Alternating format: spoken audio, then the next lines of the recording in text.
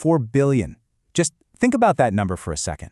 Now, what if I told you that's how many men just disappeared? In a single instant, poof, gone from the face of the earth. Just like that. But what if one was left behind in this silent apocalypse? And what if that one was you? Yeah, you. Let's really dive into what that world would actually look like. So picture this. It's 7:47 a.m. You're probably just getting your day started, and then something impossible happens. Every single human with a Y chromosome just vanishes. There was no plague, no warning, not even any bodies. Just gone. In the blink of an eye, half the world's population is wiped out.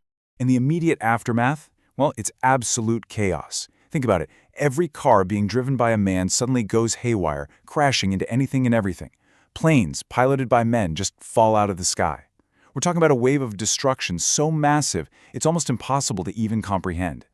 Now, you're just standing there on what was a busy street a second ago, and you can just feel it.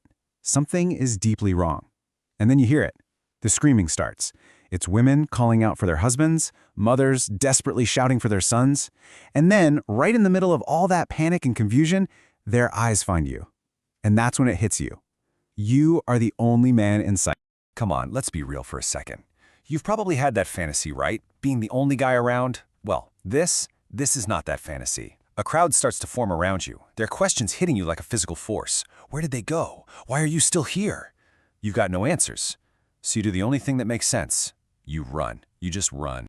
Somehow, you actually manage to lose the mob. You burst through your front door, heart pounding in your chest. But just as you're catching your breath, you hear it, that unmistakable thump, thump, thump of rotors. A government helicopter is landing right on your lawn. And before you can even begin to process what's happening, your door splinters open. 3 female agents, all business, throw a hood over your head and drag you out. Just like that, your entire life. It's over. The next time you see anything at all, the hood is pulled off, and you find yourself sitting across from the Attorney General. And as she calmly explains, with every man in the line of succession gone, she is now the President of the United States. And guess what her first order of business is? Yeah, it's you. So she starts to break down this new world for you. The raw numbers are just staggering. Globally, 49% of the population gone. I mean, that's a devastating loss. But she tells you the real problem isn't just how many people vanished, it's the imbalance. See, the impact wasn't felt equally everywhere. You look at places like Qatar or the UAE, places where there were literally twice as many men as women.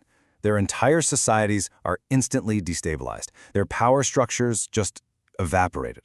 The United States, though, has one crucial advantage. There are just enough women in Congress, the Senate, and the Supreme Court to keep the lights on, to keep the government from completely collapsing, at least for now. Okay, so the government is holding on by a thread, but the economy, it's in an absolute free fall. And this whole thing just throws a giant spotlight on a critical flaw in our old world. How deeply jobs were divided by gender. The trucking industry, 90% male. It just stops. Nothing is moving. And when you realize only about 5% of firefighters and less than 2% of plumbers were women, you get it. The country is in a state of total emergency. And this new reality completely reshuffles the deck of global power.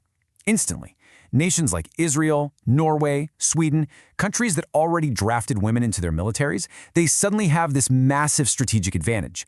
And why? Well, it's simple. Their female soldiers are now the only soldiers left. Even a country like North Korea, with its own female conscription, becomes this formidable military power overnight. Crazy, right? So back in that room, the president, she just looks you dead in the eye and lays it all out. The blunt, terrifying truth. She tells you the future of humanity is between your legs. I mean, think about that. You're just a normal guy, maybe working a dead-end job, and now you are literally humanity's only hope. And from that moment on, everything changes. You're not really a person anymore. Your hopes, your dreams, your name, they don't matter. You are a strategic asset. You are living, breathing infrastructure, and you are absolutely critical to the survival of the human race. And when you're that valuable, well, every nation wants a piece of you. So they're moving you to a secure compound, and bam, Ambush. An IED completely fireballs the escort cars. North Korean commandos come pouring down a hillside, guns blazing. It looks like it's over, you're about to be captured when suddenly Canadian Special Forces storm the beachhead, fighting them back. Turns out, even your friendly allies are just there to make sure they get their hands on your DNA. So, you survive that. And in the aftermath, the world, it starts to reorganize. Things change. Cities actually become safer, a lot quieter. Whole industries that were built around men just fade away. Meanwhile, things like healthcare and education get a massive boost. This world that was designed for two genders starts to reshape itself around just one, for better and for worse. And you do your job. You provide the samples. You are the key to bringing humanity back from the brink. You are humanity's savior, right? Or are you? See, here's the thing the scientists have known all along, the biological reality.